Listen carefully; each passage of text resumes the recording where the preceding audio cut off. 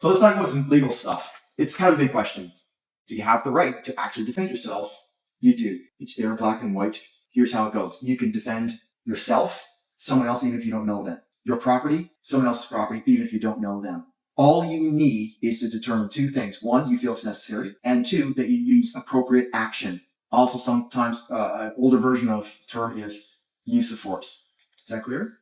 Not so much. Here's where it gets messy. What is your definition of appropriate action? What is your definition of necessary? And will a court agree with you? But the situation has spiraled over here and you're no longer acting appropriate. They're going to say, you fought back too hard. You did too much. It's like, think of it like someone comes at you and you have to punch them to get away. And so you're punching and it works. And the other side says, okay, I get it. Maybe you had to punch them, but did you have to punch them that many times?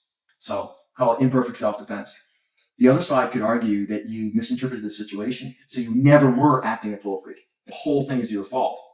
The reality is, approximately 1 out of every 2 people that defend themselves later have to justify their actions in court. And there's a professional there who's very good at their job, and they're going to tell a different story. They're going to question your judgment. They're going to tell you how many times you were wrong. And that is the very best way to manufacture trauma.